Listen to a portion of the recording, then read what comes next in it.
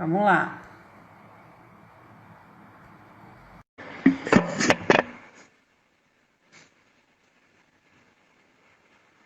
Oi, Maju. Olá. Voltei.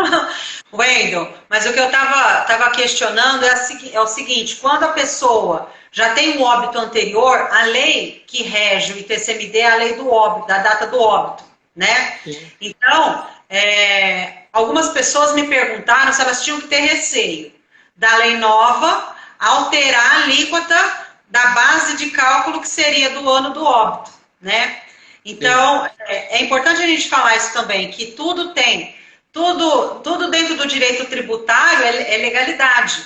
Então, a gente vai sim. analisar a lei da data do óbito para que a gente possa averiguar qual é a alíquota vinculante àquele óbito. Isso já Agora, as ocorre. doações já não têm essa mesma possibilidade, porque a doação a gente vai fazer hoje, né? E vai ser sempre com base na alíquota de hoje. E hoje, exato. E isso já ocorre, Cris, nos óbitos antes de 2000, que nós utilizamos a legislação anterior do ITCMD. Sim, Isso já ocorre. E sim, nós usamos ela em prática, inclusive com multa e juros. Então, o que vai sim. acontecer vai ser a mesma coisa. Os óbitos da lei nova para frente e as doações vão seguir aquela legislação, mas a antiga vai retroagir.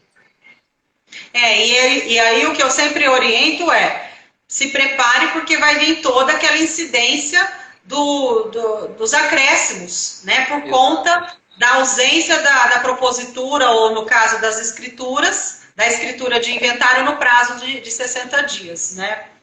Ô Wendel, em relação a divórcio, você já comentou que houve um aumento. Em relação à doação, a gente já conversou também, houve um aumento, porque as pessoas estão buscando essa atividade patrimonial, seja para se organizar futuramente, seja para um planejamento sucessório. Né? Então, você teve a experiência no seu cartório, eu tive alguns pedidos, algumas pessoas querendo saber o que vale a pena, o que não vale, se vai mexer com isso agora, se não vai. As pessoas estão com muito receio do que fazer. Né? Qual que é a sua experiência no cartório? Ô, Cris, como eu te disse, esse tipo de serviço realmente aumentou. Inclusive, a gente vai chegar nos testamentos, que foi outra coisa que aumentou. Aí você pergunta assim, Wendel, mas tudo aumentou no cartório? Teve coisas que sumiram. Por exemplo, a venda e compra, o dinheiro à vista, ele Sim, realmente sumiu agora nesse momento. O balcão de atendimento com cópia, autenticação, transferência de veículo, ele caiu. Então, da mesma forma que alguns serviços que estão inerentes ao sentimento humano de vida do dia a dia, eles aumentaram mesmo. sim, Mas as questões do trâmite patrimonial entre terceiros, não entre familiares ou entre sim, cônjuges, mas entre terceiros, essas diminuíram. sim, Então, o testamento, que é o que a gente vai entrar, ele também foi outra coisa, outra circunstância que houve um aumento significativo frente aos atos, porque as pessoas pararam para se perguntar e ficar com medo e querer resolver isso. Então, sim. se eu pegar a doença, eu estou resolvido? Um testamento me salva? Se eu pegar a doença, eu já fiz a minha doação, já me resolveu? Então, esses serviços, dessa forma, eles vieram à tona, mas outros Sim. não. Ok. Em relação ao testamento, que a gente já pode começar, porque a gente já falou bastante sobre doação, a gente já falou um pouco de divórcio. Agora, em relação ao testamento, a gente sabe que existem vários tipos de testamento. A ideia não é dar uma aula sobre isso, é passar assim, de uma forma bem ampla, para que as pessoas, o senso comum, os nossos colegas advogados nos perdoem que a gente vai falar algo que às vezes é muito claro para alguns que são da área do direito, mas muita gente não tem noção das várias possibilidades de testamento que existem. Nós mesmo escrevemos um artigo há uns 3, 4 anos atrás, ainda, não, Sim, 2 anos atrás, então, sobre já faz testamento vital, uns 4. 4 anos. Nós escrevemos sobre testamento vital. E na época, hoje eu acredito que as pessoas já possam ter ouvido falar sobre isso, né? Que são as diretrizes antecipadas né, em relação à sua pessoa em caso de uma futura doença, ou num caso de você já estar doente, você querer deixar as diretrizes de como os seus familiares devem proceder em caso de você ser entubado, ou em caso de você não ter condições de resolver questões de outras naturezas. E aí, na época que a gente estava escrevendo, a nossa vontade era inovar tanto, era buscar ajustar as diretrizes para o âmbito empresarial. Você lembra disso ainda? Que a gente queria trazer isso, de que jeito que a gente pode ajudar o empresário que está, às vezes, numa cama de hospital. E você lembra qual foi a consequência? O que a gente chegou à conclusão no final das contas? Fala, pessoal. É aquela história. O notário, até onde ele pode chegar, né? Até onde ele pode ir, né? Numa situação dessa, Cris, a gente pode ir no hospital, a gente pode ir na casa da pessoa, a gente pode realizar esse tipo de ato em qualquer lugar, em qualquer circunstância. E essa que você está contando foi uma delas de que a gente participou na vida do cliente mesmo. E você percebia a felicidade dele em estar resolvendo aquele momento e nós dois estarmos colaborando para isso. E o notário, quando ele está do lado do advogado, é exatamente esse o foco. Eu sempre brinco que o resultado final é a felicidade, porque as pessoas saem realizadas. A satisfação, né, de fazer o que quer, de colocar no papel o que quer, né? Exato. Eu acho que essa questão do testamento vital, a gente tenta trazer para aquela pessoa que está ali acamada ou que já está com algum receio. Sim. Qual é a vontade que ela quer, como que ela quer ser tratada ali naqueles momentos mais difíceis da vida dela em termos de saúde. Então, o testamento vital não é patrimonial. Eu acho importante a gente falar isso para as pessoas. Porque às vezes as pessoas acham que ele é patrimonial, ele não é. Na verdade, hoje o colégio notarial, ele trata o testamento vital com outra nomenclatura, que é como a escritura declaratória. Porque o testamento, o nome testamento, ele traz consigo a questão patrimonial, certo? Mas essa questão da vitalidade dela e da escolha e determinação, o tratamento dela, por exemplo, que ela vai ter, não é cunho patrimonial, é estritamente pessoal. Sim. E a pessoa tem o direito de fazer isso, tem o direito de registrar isso, inclusive nomear pessoas para que cuidem dela e façam valer aquela vontade até a morte dela. A escolha do médico de confiança dela, né? Isso, exatamente. Então, a nomenclatura acabou mudando justamente por isso. Então, ela chama hoje diretivas antecipadas de vontade. Sim. Por quê? O testamento ele acontece depois da morte e com cunho totalmente patrimonial. Não totalmente, mas 90% patrimonial. E essas diretivas, elas ocorrem antes da morte. E esse instrumento ele precisa funcionar antes da morte. Então, por isso, senão ele perde o efeito, né? Exatamente. E ele também, ele não é um documento sigiloso igual é o testamento. Então, notou-se que há uma série de divergências e diferenças, e por isso hoje o Colégio Notarial ele trata com um nome diferente essa escritura, como diretivas antecipadas de vontade, muito embora o nome comum é o testamento vital, mas ele fala... Vulgo testamento vital, né? Vulgo, né? E ele fala estritamente dessas pessoas que querem um tratamento de acordo com a vontade delas num momento de falta de lucidez, falta de capacidade de escolha, enfim, no momento que elas possam... Outro dia eu tive um questionamento de uma advogada que ela queria fazer o testamento vital numa circunstância de que a pessoa, o procurador, vamos dizer assim, queria dizer sobre o tratamento, ele pudesse também dizer sobre o patrimônio. Eu achei interessante o questionamento dela e aí, com ela, eu fui estudar melhor. Porque eu realmente, na hora, fiquei na dúvida. Até o nosso tabelião aqui, todos começaram a se questionar o nosso limite nessa circunstância. Entramos em contato com o colégio notarial e com outros amigos da classe. E foi identificado o seguinte, que ela não tem a disponibilidade desse patrimônio. O patrimônio não. O testamento vital ele é só a vontade de coordenação da saúde dessa pessoa. O patrimônio não. E aí, para isso, ela teria que ter uma procuração, e essa procuração, ela usar no momento de lucidez da outra pessoa, porque ela só está representando a vontade dela. Sim. E é diferente desse momento que ela não está lúcida. Então, nós detectamos que são coisas diferentes, distintas, momentos diferentes de utilização, e que não poderia se comunicar.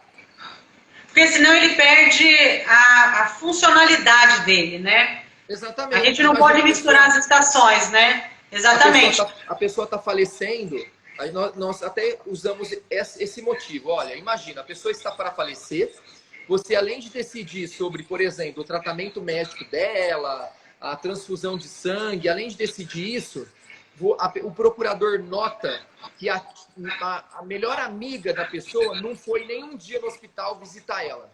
E por esse motivo, o procurador acha que não deve dar nada para ela dos bens e distribui os bens da outra pessoa.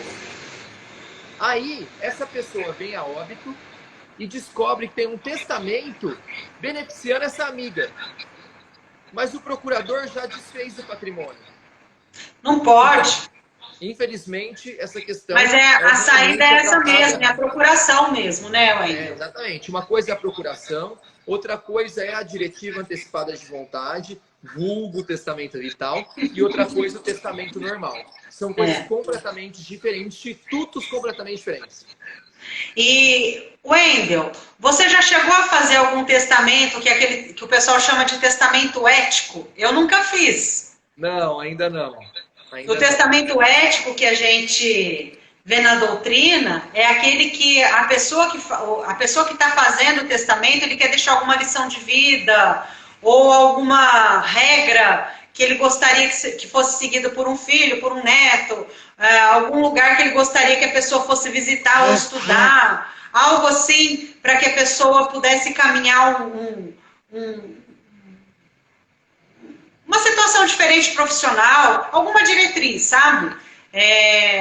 Nunca você teve essa oportunidade? Eu já tive 2 casos, foi um reconhecimento de paternidade dentro do testamento e o reconhecimento, aliás, a prova, né, de um crime de um dos herdeiros contra o testador. E olha! Ele colocou o crime justamente para deserdação. Então, eu tive casos assim. E aí foi dentro de um testamento comum, convencional. Foi uma cláusula que ele colocou. Sim, sim. Agora, foi, né? O ético eu ainda não tive nenhum. Já tive, quase chegou perto de ter, mas aí a pessoa, por fim, achou melhor não e acabou desistindo de colocar essa vontade ética mesmo do dia a dia, do que ela viveu, ou do que ela passou, ou do que ela queria deixar. Então, muitas vezes as pessoas ainda pensam que o testamento está ligado somente a itens de valores. Patrimônio, né? Patrimônio. E não, você pode expor ali vontades, desejos. Eu tive um testamento que a pessoa falava assim...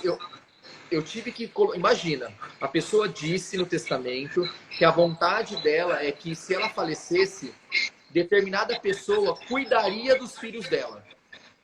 E aí eu falei, olha, legal. É bem possível, né? É a curadoria, vamos colocar assim, né?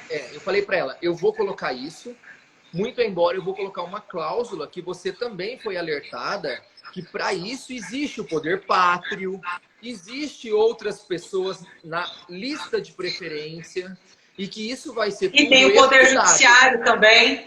Exatamente, e que é um desejo seu, e que não necessariamente esse tipo de desejo irá ser cumprido. Mas como a sua vontade ela pode ser externada, então nós vamos externar ela. Porém, isso é lindo. Eu vou te advertir que ela, mesmo externada, ela pode vir a ser usada ou não. Sim. Mas o que eu vejo de benefício nisso? A pessoa pelo menos colocou ali. Ela passou a vontade dela. Concorda que um juiz, quando for ver esse testamento, analisar esse testamento, ele vai falar, poxa, peraí. Mesmo que não possa, ela externou essa vontade. Alguma coisa tem. Então eu preciso dar uma atenção a esse caso diferenciada dos demais, concorda? Sim. Então eu acho muito válido. Eu também acho muito válido. Eu acho muito válido. A minha obrigatoriedade de alertar a parte da possibilidade ou não dessa cláusula existir e ela ter eficácia. Aham. E tem também, Wendel, as questões de genética, né? Que a gente hoje está muito diferente do que era antigamente. Então, hoje tem inseminação artificial, tem uma série de técnicas, né? Que o pessoal chama de família ectogenética. Você já ouviu falar? Não. São famílias que são trabalhadas com essas questões, barriga de aluguel, inseminação artificial. E aí a gente pensa também nas situações. Vamos imaginar que a pessoa tenha congelado os seus óvulos. E aí? O que vai ser feito disso, desse material genético, se houver um óbito? Você pode colocar no testamento o que você quer que seja feito em relação a isso. Sim, é um desejo. Você pode dar um destino, né? Qual vai ser o destino daquilo? Porque é o princípio da vida. Você vai estar dando as diretrizes para o princípio da vida, que seria uma continuidade sua, né? Então, eu penso que é o que o pessoal chama de testamento genético, né? Ou talvez uma cláusula uma cláusula referente à questão genética dentro de um testamento convencional também. Eu acredito que seja possível, né? Também, eu acredito sim que seja possível. E como eu disse, é igual as pessoas que querem extrapolar na disposição dos seus bens, esquecendo da parte disponível e querem fazer isso. O testamento ele é totalmente declaratório. Muito embora eu entendo que quando o notário ele percebe essa extrapolação, é dever do notário alertar. Sim. Então, por exemplo, já teve alguns testamentos que eu fiz o que a parte me pediu, muito embora eu coloquei uma cláusula que ele foi alertado pelo tabelião da questão da disposição do disponível e de ultrapassar essa circunstância, e o juiz, lá na frente, ele, de repente, tem que remanejar a sua herança, a fim de que pague os herdeiros necessários. O mínimo que ele... Mesmo porque, Wendel, numa situação como essa, isso já aconteceu comigo, quando a pessoa deixa um testamento e ele é favorável para uma pessoa só, aquela pessoa utiliza aquelas palavras, olha, era vontade do fulano, era vontade do papai. Você vai contra o que o papai quer, mas está errado. A lei não é assim, ele fez errado. Não, mas era o que o papai queria, você vai contra o que o papai queria. Então, são algumas questões que acabam esbarrando, inclusive, na legalidade. Porque não adianta o papai querer se não é legal. Se você vai estar infringindo o direito de outros. Sim, e eu faço cópia exatamente desses artigos no testamento. Então, quando eu percebo, eu coloco um artigo da redução das disposições testamentárias. O artigo tal, diz tal, de tal, e o testador foi alertado dessas circunstâncias. Sim. Justamente para aqueles herdeiros entenderem que, ok, houve uma disposição do pai, beleza, porém, vamos seguir o mínimo que os herdeiros necessários devem receber. Mas você sabe, Wendel, eu tive um caso no escritório que foi uma consulta que eu dei, e era questão patrimonial também. E o senhor, ele tinha filhos de vários casamentos e ele queria beneficiar a caçulinha, que era bebezinho ainda, que era a paixão da vida dele, porque era um senhor com um bebezinho pequeno, ele esqueceu dos outros filhos, que já não estavam mais tão vinculados a ele, porque já eram maiores e já tinham suas vidas, né? E aí ele queria beneficiar somente aquela criança, aquele bebê.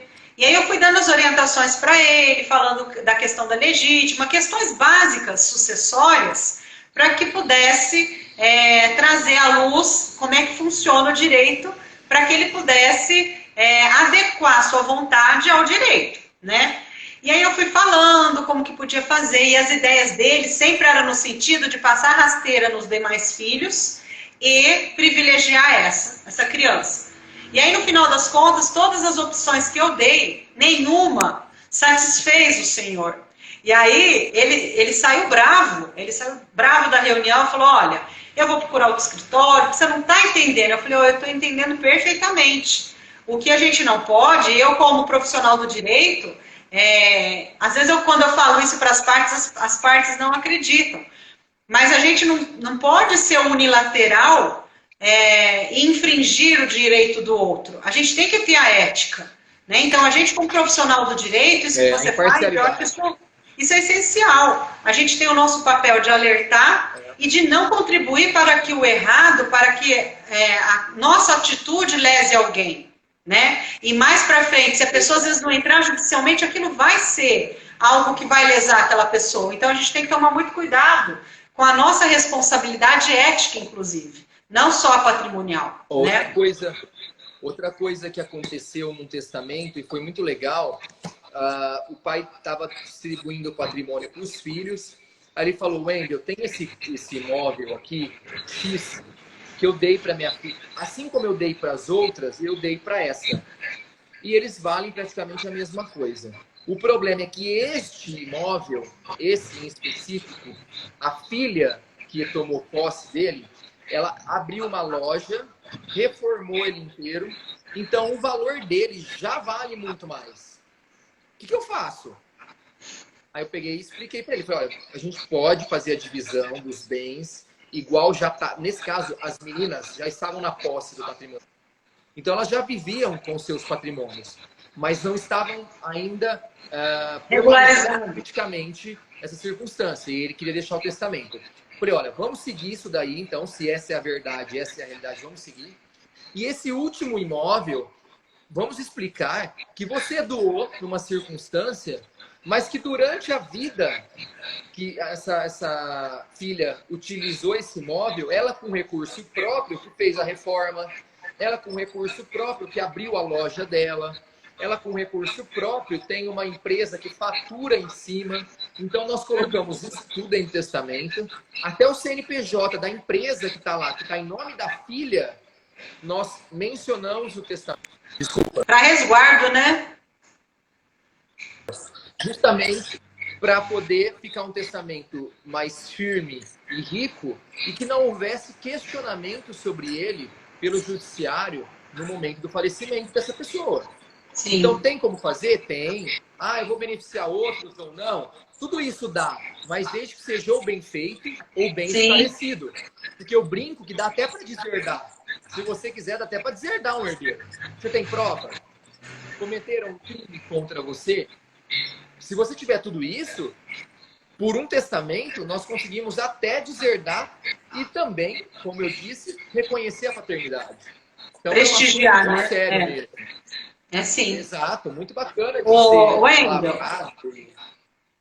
Wendel, em relação a essa questão da pandemia, no Código Civil tem a figura do testamento extraordinário, que é aquele que prestigia a possibilidade da pessoa testar de próprio punho e não precisar da figura das testemunhas, né? Então, ele tem uma roupagem diferente, porque a gente sabe que a figura do testamento necessita das testemunhas, né? Então, existem algumas pessoas, né, na internet, escrevendo artigos, falando da importância da gente buscar flexibilizar as formalidades do testamento em épocas de pandemia, que esse formato, por exemplo, do testamento extraordinário, a pessoa faz de próprio punho, coloca ali à vontade, não tem a figura das testemunhas, mas depois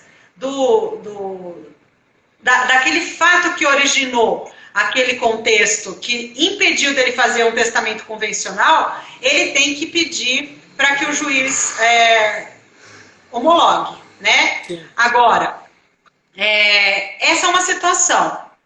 No âmbito extrajudicial, como vocês, não sei se você chegou a fazer algum testamento com alguém que esteja vivenciando, porque a gente falou até agora do testamento feito da pessoa que está ainda na sua capacidade civil, da pessoa que está bem de saúde, que ela pode se locomover até o cartório. Você já pegou algum caso? Ou se o seu telefone tocar e falar, olha, a pessoa está com coronavírus, ela quer fazer um testamento, como que vai ser a prática prática do cartório para atendimento dessa pessoa, que não quer fazer esse testamento para ser homologado depois judicialmente? Ô Cris, o testamento lavrado pelo tabelião de notas, ele tem esse condão, inclusive extra não, mas fora da serventia. Ele pode ser feito. Nós já lavramos em hospitais, é comum, às vezes, as pessoas lúcidas e capazes ainda, porém, sem locomoção, internadas, muitas vezes uma UTI, com as devidas autorizações médicas, nós vamos até o hospital e fazemos. Isso tudo, ok, normal, é comum, faz, tranquilo. Tem todo um protocolo e um procedimento, principalmente com a questão das testemunhas de estarem presentes no mesmo momento e a lucidez dessa pessoa e a capacidade, mas dá para fazer. Então, tranquilo. Agora o coronavírus. Né? E aí? E aí que, assim, eu entendo que, primeiro, se nós somos considerados serviços essenciais, então, que devemos prestar. E não vejo por que negar. Wendel, mas eu vou pegar... É o risco da atividade. Eu acho que faz parte do risco e da prestação da atividade. Agora, se proteja. Vá com toda a roupa daquela formalidade, como se fosse fazer o exame do coronavírus, toda plastificada, com os jalecos. Se programe de uma tal forma que você esteja seguro. Sim. Mas eu não vejo, e eu acho até muito complicado, um tabelião de notas negar. Nós não tivemos nenhum pedido, não sei como seria, mas te adianto, eu entendo que o tabelião de notas, ele está aí para esse exercício. E ele precisa cumprir o mérito que foi dado a ele através do concurso público e de todas a sua essencialidade. Eu acho que faz parte. Então, eu fico imaginando eu com uma roupa, com 20 mil máscaras, luvas, entrando... E resolvendo o problema do cliente. Entrando dentro de uma UTI... E todo mundo praticamente gritando, porque você nem está ouvindo direito numa condição dessa, todo mascarada. Mas, no final, eu vejo o sorriso de todo mundo e muito satisfeito que numa situação tão crítica, tão dolorosa e também com falta de amor, muitas vezes, e que o tabelião de notas, naquele último momento, ele estava ali, do lado, presente, resolvendo e fazendo acontecer. E é essa a diferença do judiciário, né? O judiciário, nesse momento, ele não tem essa... O tabelião participa, né, Wendel? Exato. Ele faz parte da história. Não está na lei isso também. Não é culpa, não estou dizendo que é culpa, mas não está na atribuição dele. Diferente do notário. Quando você fala em uso capião, o notário tem que ir lá conhecer o imóvel. Ele tem que sair daqui da mesa e ir lá. Se é imóvel rural, por bota. Inclusive, só um parênteses, aquele processo de uso capião extrajudicial já deu certo. Estamos com a matrícula em mãos. Nem acredito, felicidade. Maravilhoso. A uso capião merece uma live inteira só dele, porque merece. É um serviço que está tendo muita dificuldade. Eu estou com um amigo nosso em comum, eu acho até que eu posso falar o nome dele aqui, que é o Dr. Luiz Felipe Arcângelo. E ele estava aqui agora há pouco, não sei se ele ainda está. Luiz, se tiver, dá um joinha aí pra gente. Ele estava aí. Eu estou aflito de querer ajudar ele, porque eu estou triste, que ele está com uma usucapião e ele está com uma série de dificuldades no registro de imóveis. E ele tem todos os atributos de uma boa-fé. Então, o que eu me ofereci para ele? Luiz Felipe, faz o que é a parte do advogado, e vamos agendar uma reunião no registro de imóveis, eu, você e o registrador. Não é possível que você não vai conseguir finalizar. A lei está aí, a lei deu... Mas posso te falar, Wendel? Esse nosso processo demorou muito tempo no cartório de registro de imóveis.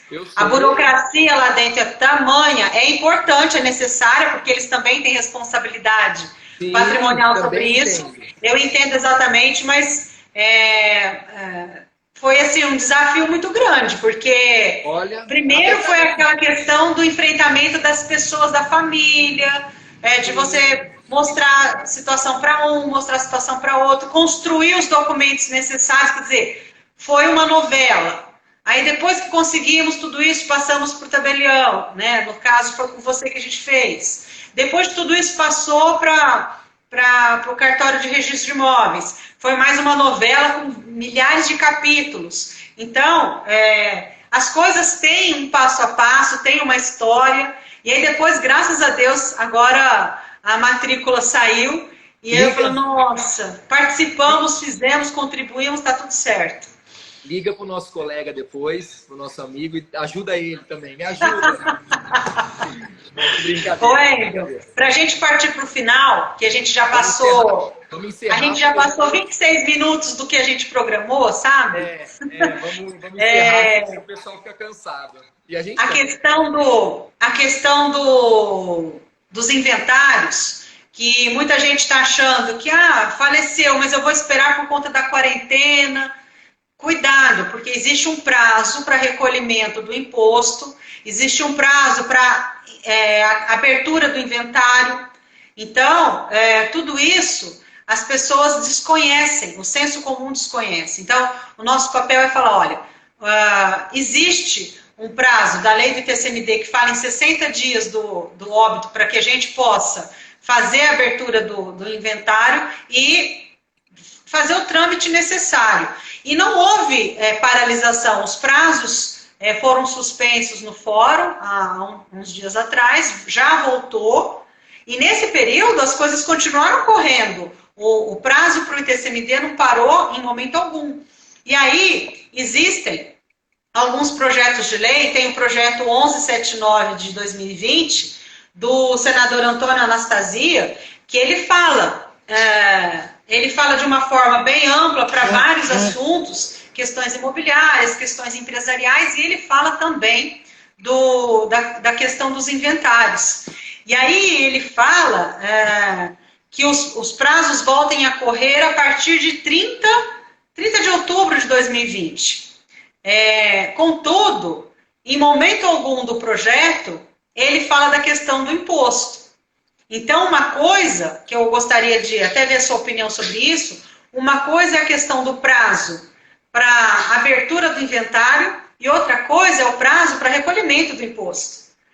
Faz sentido para você? Não, faz sentido para você haver uma dilatação do prazo para ingresso da ação ou para propositura da lavratura da escritura e não haver uma dilatação do prazo de TCMD?